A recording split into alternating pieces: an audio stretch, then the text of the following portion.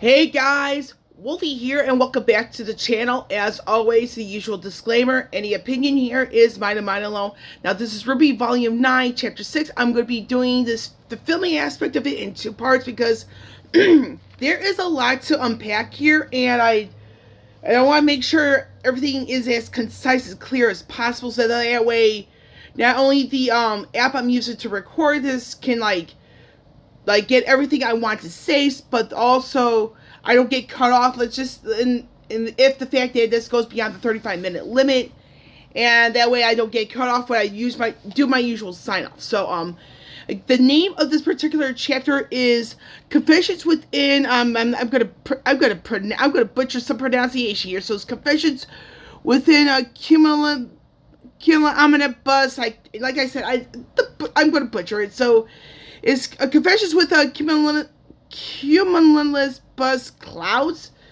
So we're gonna just jump straight into it. Again, that word is really confusing. So yeah, it's gonna get butchered. So like I said, there is a lot to unpack here. Let me do something real quick so I can get the time here. Get the timer into a more favorable position for me. So again, there's quite a bit to unpack here. So the length of this one is about 18 minutes. So it's around the same length as chapter 4. So again, there's a lot to unpack and that sort of thing. So a bit of a spoiler, Bumblebee does in fact become canon. I have my own thing on Bumblebee coming in a separate video, but it can't be questioned in a sense because a lot of stuff that's been going on Twitter ever since it happened. Alongside the comments section with Crunchyroll's website, which I honestly do feel needs to really be addressed, because the longer people just say this, say you're homophobic because you don't ship Bumblebee, it makes the fandom super toxic. Nobody's going to want to watch it. And it's like, if you look at some of the people who do RWBY content, it's like the number of subscribers are not really high, because I had to do a little bit of digging. I'm going to explain that in the second half of this particular video. But yeah, Bumblebee does in fact become canon here, but one can question the legitimacy of this because the conversation, between Team RWBY and Jean, who is revealed as the Rusted Knight, mentions something about the herbalist and curious cat that kind of raises questions in the sense of like, is that confession really real? Or alternatively, if they return the remnant, what will each team member forget? Because you don't go back to wherever the same exact person. Now, if you remember, this entire idea was actually talked about in the final episode of RWBY Rewind, which is on YouTube. I will have a link to that particular video in the description below. But like I say, even though this video itself is going to be filmed in two parts, because again, there's quite a bit to unpack here. So in brief, Bumblebee does become canon. However, you can question the legitimacy of it for quite a variety of reasons. One of them being the whole thing with Curious Cat, the herbalist, that whole aspect, as well as Jean. And we all know that Yang was not happy when she found out certain pieces of information. Because the whole tree, Jean was like, tree means death, and tree made out of wood, susceptible to fire. But the thing is that, with Jean, he knew about Yang and Blake having romantic feelings for each other. But again, I think this is one of those instances where the realm they're in is a bit of a too little too late. Meaning that if they were to go back to Remnant, they would have to have that very conversation again, just to be 100% legitimate. Because Ren, you have to remember back in Volume 7, doesn't sense the sincerity behind it. Meaning that for Ren, he thinks that one genuinely does not feel the same way about the other. And before the kiss, believe it or not, Yang appeared to be more hesitant. So that's that part right there, first and foremost. Let me close my door because one of my roommates, I can hear him pretty darn clear. So So, but yeah, back to this. I don't think Yang is as sincere about her feelings for Blake as we think she is. And again, the hint kind of comes from Reddit Volume 7. But again, this is just my personal opinion.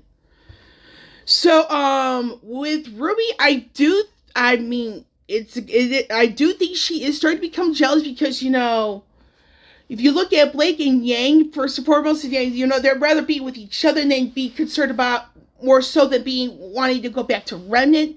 Weiss, I think she's been on the fence there. You know, she might want to stay here with Jean, or, you know, go back home. But it's just like, Weiss has been starting to go back and forth. You know, does she want to stay? Does she want to go back home? Ruby, you know, she's the only one who's really consistent about the matter. You know, Ruby wants to get back because she has a better idea what's going on in Remnant. And if you have 3 other members where Weiss, Blake, and Yang are all older than Ruby, it's just like, are they really on the same page? And the answer to that is no. Now, for this particular episode, is that, again, you have to remember, Ruby's the only one who's really consistent about wanting to go back. And then, of course, at the end, she is reunited with Crescent Rose because John found it. And the whole thing with Jean, you know, how he got older, he went after a clock, you know, that he grabbed off a tree. And then somebody mentioned on Twitter, and it's something I forgot to see, but it is there, is that Jean's house is made out of paper and wood. I'm going to get to the symbolism out of that in the second half because it involves the character Jean Arc is based off of. It's a real life person. So I'm going to get into that sort of thing in the second half because it is important to really get into that aspect. But when it comes down to, you know, what each team member wants, it's, again, like I said, because like they're not all really on the same page, and you can see here in the cover art, it comes down to the decision that Ruby makes in the end, and this is tied to John's story about Alex and Lewis, meaning that Alex might likely sacrificed Lewis to get back into Remnant. And if you think about the symbolism there, we could see Ruby making that same exact decision. It's either going to be herself or Yang. Meaning that either Yang, Weiss, and Blake go back to Remnant without her, or Ruby stays behind in Ever After, which will split up the team. So, and it's a bit of a jealousy. I don't know if Ruby really is jealous, but a part of me thinks she is because it's like, she knew that people are going to be falling in love, but it's like, if you look at what's been going on in Remnant, it's not a good time. Because when people just like, well, love may be the answer, but it's just like, you have to look at certain situations around it. Love makes people do crazy things. And that the whole thing with the kiss, it looked pretty intimate in the sense of like them getting a little intimate. And by them getting a little intimate, Yang and Blake. I'm going to address this in the Bumblebee video a little bit more detail, but to be brief, and I'm referring to the original comment section of RWBY Rewind, not at the time, not the comment section of that video now. So when it came down to the comment section of the last RWBY Rewind at the time, which was 3 years ago, there was a comment made by someone who was impersonating Miles Luna regarding Blake and Yang not only become canon, but they get a bit intimate. Now, Miles Luna actually had to do damage control on Twitter a few days later.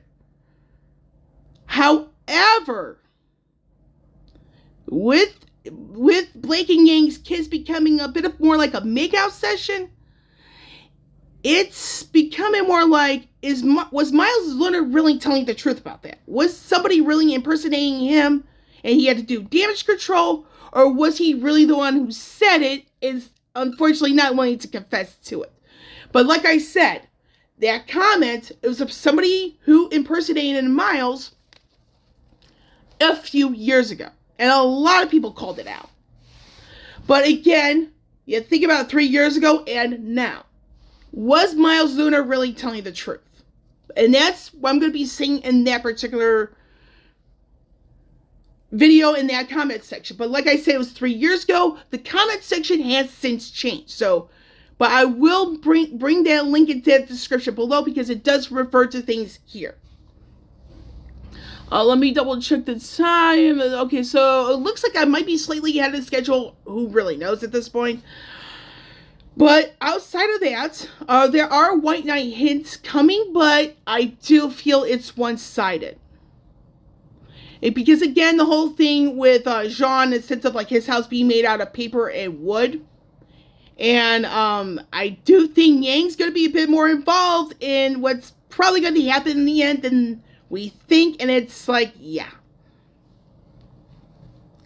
Now, the crossroads section, you know, of the whole chapter, and this is before the kids, it's like, we're looking at it's becoming a bigger hint, teams splitting up once again.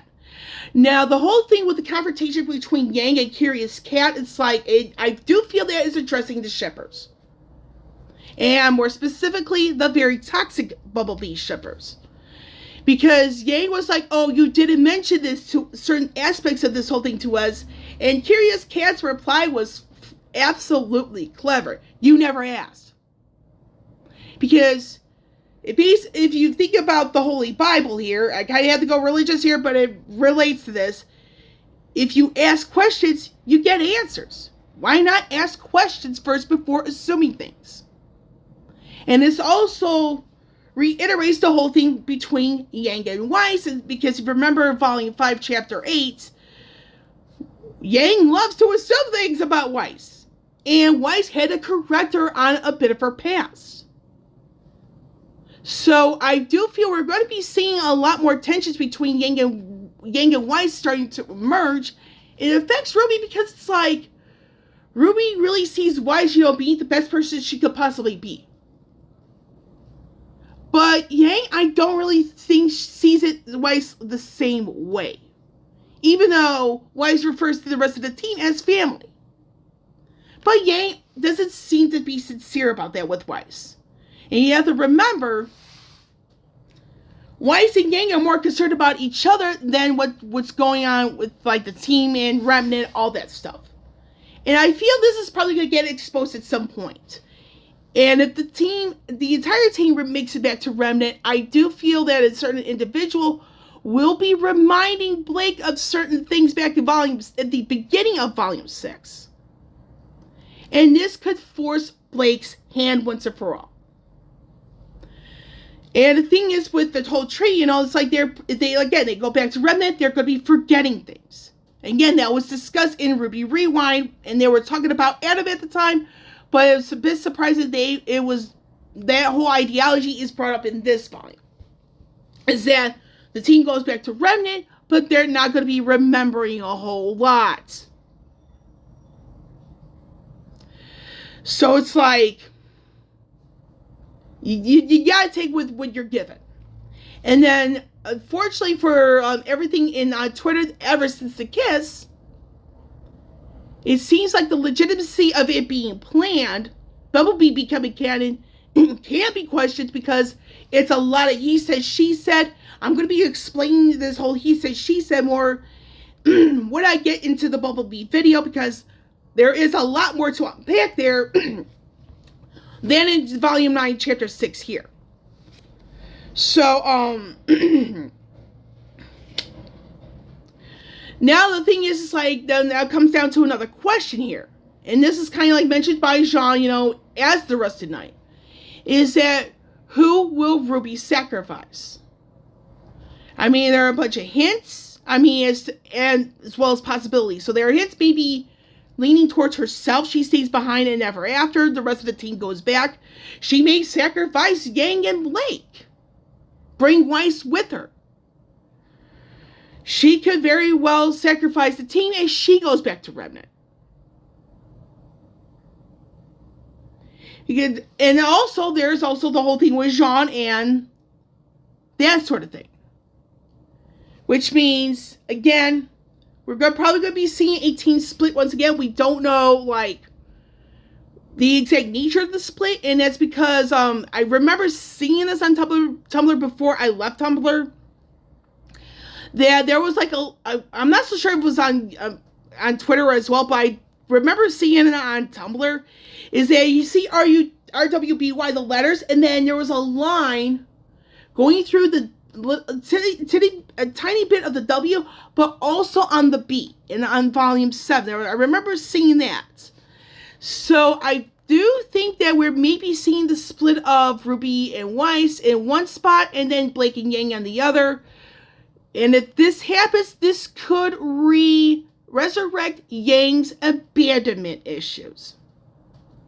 And if this does happen, this could be the reason why Yang and Blake break up. Because you have to remember the intro to Volume 6. And the intro to Volume 6 ends where Ruby and Weiss get up together, while you have Blake and Yang on opposite sides of each other and in the background. So it's one of those things, it's like, it's a bit of a wait and see. However, like I said, if Ruby does elect to leave both Blake and Yang behind, it resurrects Yang's abandonment issues, because back in Volume 5, in that conversation between Yang and Weiss, then Yang mentions that her mother, her birth mother, Raven, left her. Ruby's mother, Summer, did too. And we all know that Summer has died. We don't know, and the only hint we've been given in Volume 9 is an invisible monster. But we simply don't know the nature of the invisible monster that took her mother. There's a lot of things we still need to know about Summer Rose, what happened. But we still know that with the blacksmith, there was kind of hinted in the trailers, like, are you willing to leave Ruby Rose behind? Which means that if Ruby leaves herself behind in Ever After, again, that could resurrect Yang's abandonment issues, because it would be another thing, be like, Ruby left me, her only family member, and puts on a pretty big strain. And again, if that does happen, that does break up Blake and Yang due to Yang's own issues. But I'm going to check the time really quickly one last time. So I'm going to do this part like first, that way I get some of my opinions on certain things I'm seeing, and then where certain things stem from. But I'm going to cut this off for in a couple of minutes, so that way, I can get myself, brush my teeth, get myself some water, then I explain the whole thing with Jean, that sort of thing. So I'm actually I'm going to look at some of my other notes, which is right over here. So, I do want to mention here that in the beginning of this particular chapter, that Jean does explain everything that happened after he fell, because he was the last one to fall, but because he struck a clock, he was the one who had aged quite a bit, which changed Weiss's view of Jean. But he had to think about it. When he came to a couple of chapters like before, Volume 9, Chapter 4, Weiss, Blake, and Yang managed to finish their quote-unquote test with the herbalist. Ruby, not so much. And that, I do feel, is a surprising hint of a possible team split, because the Curious Cat was like, the Curious Cat did not want Ruby to forget things going back to Remnant. The Curious Cat wanted her to remember. And I do feel the Curious Cat is tied to Penny's creator/father. Because you give a little piece of them in whoever. But again, that's just my personal opinion on the matter. But I will say that even still, this does leave a little bit to be desired in my personal opinion, because it's more so of the length of the episodes for the majority of this volume so far being quite short. And it's just like, in all honesty, I'm like, it's just like leaving certain other holes that needs to be filled. So on that, I will be back. I am back, so I just want to make sure, the second half I do, go into the whole thing with Jean, who he's based off of, and what I think is going to happen. As we all know, his house is made out of paper and wood. So we're going to go into the person he is based off of. It's a real life character, just like Pyrrha in the earlier volumes, meaning that they're based off real life people who were murdered. And in Jean's case, it's a female knight or a dame. And a dame is a female knight. It's it's kind of useful. So Jeanne d'Arc is based off of a dame, which is a female knight by the name of Joan of Arc. And she was a French female knight. Or should I say dame. Now, she was in the sense of the era where she was alive, it was around the Renaissance time. Renaissance being a French word being rebirth. So, with the whole thing with Joan of Arc, she was burned alive at the stake for reasons related to her being accused of using witchcraft in everything she was doing up to that time. Now, it's unknown whether or not she actually was using witchcraft, but nevertheless, she was burned alive at the stake because of that accusation of her using witchcraft. So if you look at Jean's house, which is made out of paper and wood, they're both susceptible to fire. And who controls fire somehow? Yang Xiaolong. It's either going to be Yang herself or Neo posing as Yang, and we have seen the Neo transfer to Yang briefly in the beginning of this volume. It's either going to be Neo or Yang that kills Jean. And Jean's going to get burned alive. Which means that he does not go back to Remnant. And the reason why I mention Yang is that if you look at the title of the manga with the stories about her, it's called I Burn. And yes, this one wants to say hi. Sandy is wanting to say hi. He is demanding attention. But anyway, Yang will have a role in Jean's death, but the question comes down to, is it her killing Jean herself, or will it be Neo posing as Yang? Which means that either way, regardless if Yang actually does kill Jean, Yang becomes more like Raven. Because it's like, if you have to remember the conversation between Raven and Yang at the end of Volume 5, is that you don't want to do this. Yang was like, you're right about that, but I'm going to do it anyway. So it's like, she's ignoring Raven's warning. And that was a bigger warning that Yang should have been more careful in the sense of listening to and heeding. Which further shows that Yang didn't even listen to Tai. Yang was like, even though he doesn't see all of Raven in Yang, we're probably going to be seeing Yang becoming more like Raven. And yes, Sandy is so wanting my attention right now. But anyway, when it comes down to Yang's role in Jean's death, what will this do to the team? And I think this puts a pretty nasty strain on the team overall. And the reason why I say that is because, Jean's connection with RWBY, both of them being socially awkward, and then Weiss's growing feelings for Jean. And RWBY won't see Yang as the same person. Because we know that Weiss knows about Yang and Blake killing Jean, but how does RWBY feel about that? And that's something we still don't know. Yes, I'm allowing Sandy to be in this video because he's Sandy. I love this cat so much.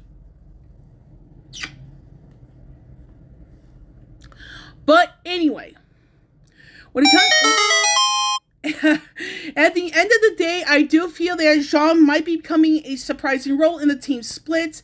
But it comes down to, will it be his death that does it, that like puts the nail in the coffin for the team split? And this is on top of the factor, you know, is RWBY really jealous of Blake and Yang, as well as Wise's growing feelings for Jean? Or is RWBY realizing this team's not going to work? Because, again, you have to think about it. Blake and Yang are more concerned about each other than the team, and then as well as what's going on in Remnant. Wise, the whole thing with her growing feelings for Jean, even though Wise has expressed interest in going back to Remnant, alongside the 2 chapters before where Wise, Blake, and Yang, all 3 of them completed their test with the herbalist. RWBY hasn't done so because Curious Cat intervened. This is in addition to the whole thing with the Curious Cat countering Yang's inquiry. It's like, you didn't ask, you never asked. Meaning that if you assume things and you don't ask questions, it's not going to end well for you. And the whole thing with the Bumblebee aspect, you know, them being canon, a lot of people were like, it's about time. However, some people are saying it's too late. And there are varying people who are saying that the whole aspect of it being planned is to be taken with a grain of salt. And the whole thing would take the legitimacy of Bumblebee's planning to be taken with a grain of salt is something I completely agree with, because it's like, when it comes down to the writing and the execution of everything, it's like, it's a lot of he said, she said. And do you really want to take what's being said, like, up to this point seriously? Unfortunately, the answer to that is no. And that's because it's like, do we really know what was planned for the show beyond a certain point? And the fact that a certain person's name was being brought up by people who are pro-RWBY in the sense of the show, it's like, come on, man. Let the individual rest in peace. No one should be bringing up certain people's names if they're not alive to defend themselves, regardless of what side of the show you're on. It is absolutely disgusting to do that, because we don't know what was planned. There's a lot of he said, she said involved, and 2 voice actresses have had a bigger role in this than what was claimed. And I'm going to get into that in the Bumblebee video, because it's a separate video and I have a lot more to unpack there. Because I did a little bit of research and on my unfortunate doing of interacting with some of the very toxic Bumblebee shippers. Which leads me to a bit of a, I wouldn't say not so much of a recap, but I'm going to do a bit of a sound off on the very toxic Bumblebee shippers and Crunchyroll and Rooster Teeth right now. You lot need to stop what you're doing and try to be more civil with those who don't see the show the same way as you do. That's to the toxic Bumblebee shippers. You really need to start to be willing to have civil conversations to those who don't see the show the same way you do. Stop belittling us, because it's going to further divide the fandom to the point where the show gets completely canceled. And I say that because we all know that Volume 10 has yet to get the green light. With the layoffs of all the Rooster Teeth animators, I should say. And there's another round of layoffs going on at Crunchyroll. It comes down to, will Volume 10 get the green light? And it's looking a little doubtful at this point, despite the script being written. To Rooster Teeth and Crunchyroll, both of you as a company, really need to start addressing the Bumblebee shippers. Not the ones that are more reasonable, but the very toxic ones. You guys have addressed the whole thing with the Bumblebee song on the Volume 4 soundtrack. You guys have addressed that, but you've never as far as I know, have addressed the people who call those who don't see things the way they do as homophobic over a difference of opinion on the show. That needs to be addressed. Because if you guys keep on losing viewers, it's a matter of time before RWBY gets completely canceled. That is something I do not think you guys want. But you guys are heading down that path. And there are things going on with Rooster Teeth in the sense of the, like what's been going on, like some of the controversies within the company and a potential copyright infringement on your redesign because it's like you're using something from like an Australian like restaurant chain. It's like you're not really thinking. And you guys really need to address the very toxic Bumblebee shippers. Let them know saying, hey, it's not okay to belittle people who don't see things the way you do. It's not okay to bully people off of social media because they don't see the things the same way as you do. Not everybody ships Bumblebee. And until that gets addressed, you're going to see more people either leaving the fandom, stop watching the show, or both. Because it is getting, the fact that you guys are allowing people to say, oh, you don't ship Bumblebee, you're homophobic. Guess what? Blake and Yang are not the only female pairings the show is capable of having. And we already have an established, like lesbian couple back in volume 6 involving one of Jean's older sisters. So, Rooster Teeth, Crunchyroll, you guys really need to start getting on the very toxic Bumblebee shippers. Let them know saying, hey, it's not okay to label people homophobic over something petty as a difference of an opinion. Because people don't see the same things the same way as the next person in every single instance. And when you have more people coming out saying, hey, I was harassed by the very toxic Bumblebee shippers to the point where I either had to get off of social media or off certain social media platforms,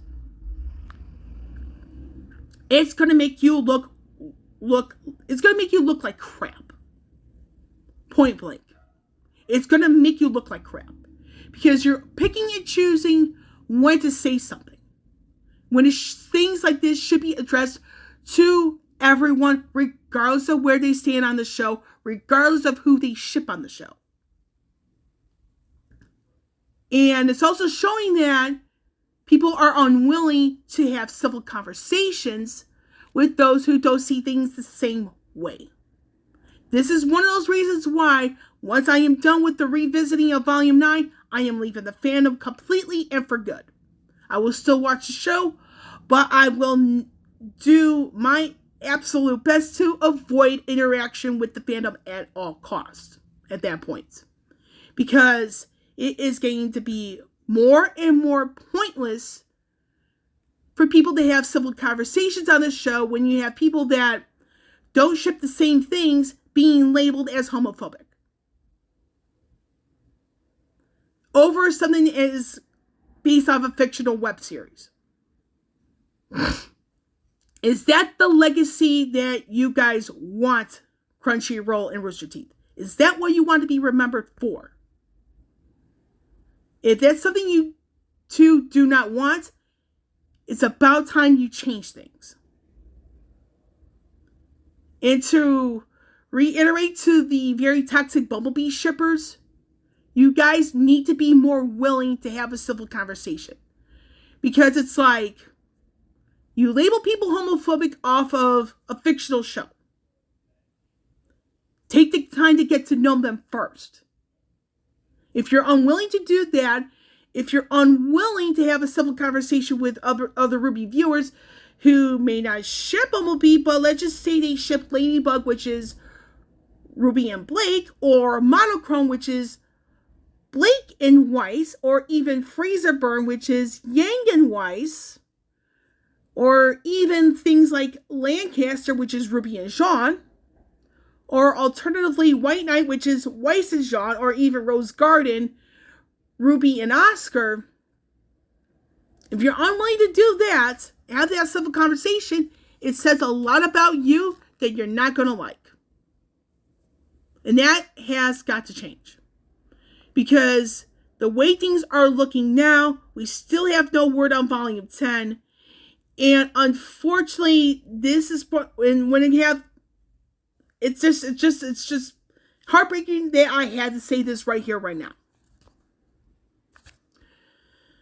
But outside of that rant, I'm going to do a bit of a recap. So Bumblebee does become canon here in Volume 9, Chapter 6, but it is the legitimacy of the whole planning behind it can be questioned, and I am taking this with a grain of salt. In addition, I do feel Jean's death is going to be showing up before this volume is over with, as well as I do feel the team's going to be split up again, and it's going to come down to Ruby's decision who she sacrifices. But I don't think it's going to be Jean, because that's going to be a completely different death altogether, because Jean is based off of a real-life character. I wouldn't say real-life character, but a real-life individual, Joan of Arc, which is the same thing with Pyrrha.